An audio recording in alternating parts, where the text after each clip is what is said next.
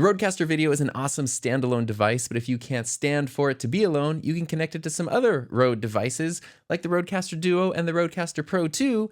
And fortunately, that's super simple to do. So that's something I'm going to show you to do right now. Everything you're seeing is being recorded into the Rodecaster Video, but everything you're hearing is being recorded, well, into the Rodecaster Video, but run through my Rodecaster Duo. So I'm going to show you how to duo that right now. And there's so much that the Rodecaster Video can do that it's kind of overwhelming. So this is the first in a series of shorter bite-sized tutorials that I'm putting together so you can master the caster a bit faster.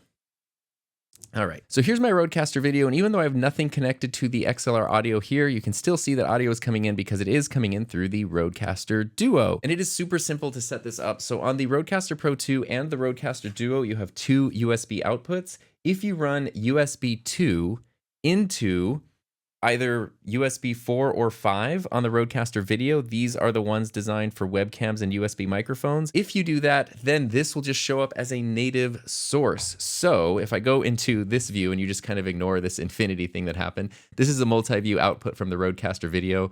I have it like plugged into itself right now. I don't know if you can see this. So this is going from one of the HDMI outputs into one of the inputs, and then you can at least see the bottom half of the screen, what's happening here. But what you notice is combo 1 and combo 2, those are my Rodecaster Video XLR inputs, and those are muted, but USB 4, that is where the Rodecaster Duo is coming in, and that one has audio turned on, and that's the audio that you're hearing right now. And the sync is fine, like there's no delays or anything weird like that. And that's really all that there is to it. So now a question you might have is why? Especially because one of my favorite features about the Rodecaster Video is the fact that it has really great audio just built right into it. You have the guts of a Rodecaster Pro just stuffed into the Rodecaster Video, and you have those two XLR ports, you have all the processing through Rode Central. It sounds awesome. Why not just use the perfect audio built into the Rodecaster Video? And that is honestly what I would do most of the time, but there are times when it actually makes sense to incorporate something like a Rodecaster Duo or a Rodecaster Pro. For example, my Rodecaster Duo is permanently part of this desk, and my mic runs into it, and it's connected to my computer with all my computer input outputs, my speaker monitor, and all that.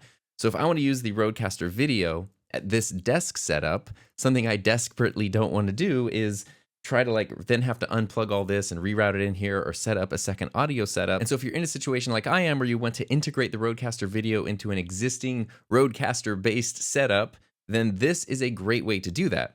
There's also a few other reasons you might want to consider connecting a Rodecaster Pro audio version to the Rodecaster Video. And another one would be just if you want physical controls, because over here, I've got faders and the smart pads and all that kind of stuff on the Rodecaster Pro, and I don't have that on the Rodecaster Video. There's no faders, there's nothing like that. So if you're somebody who really wants to have that physical granular control, you want to be able to easily push mute buttons, you want to have fader control, you want to be able to dive into processing super easily on a piece of hardware without needing to dive into software like Rode Central, then connecting a Rodecaster Pro to your Rodecaster Video would make sense in a lot of ways. And probably the most practical and maybe the most obvious reason that you'd want to connect a Rodecaster Pro to the Rodecaster Video is to expand your audio input. So right now the Rodecaster Video has two XLR inputs and two wireless Rode receivers built inside, and the Rodecaster Duo has two XLR inputs and two wireless receivers. Plus there's some added USB mic functionality both in this and the Duo. And so that means now with these two things connected, I've got 4 XLR inputs and 4 Rode wireless receivers. So that expanded my audio quite a bit. And if I were to change that with the Rodecaster Pro, the full size one, then I would have 6 XLR inputs and 4 wireless things. Or since the Rodecaster Video has another USB that can be used for microphones or webcams, that means that what I could do is put the Rodecaster Pro 2 also. I could run audio out from here into here, and then that means I'm gonna have 8 XLR inputs and 6 wireless receivers. So that might be a little extreme. Probably not something you totally need to do, but it is kind of cool to see if you're already in like the Rodeverse of gear.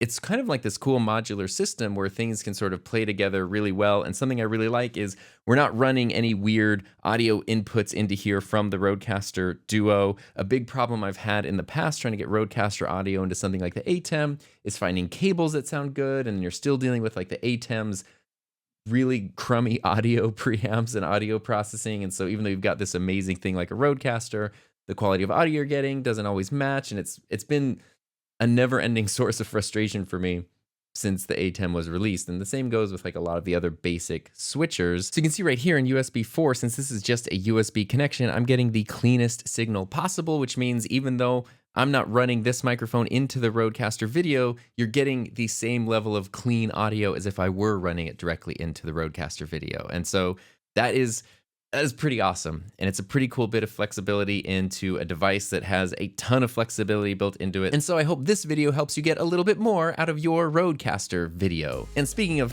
things that help you get more out of things, thank you to everyone who helps support my channel. And if you want to know more about the Rodecaster video, check out this video right here. I have said video a lot of times.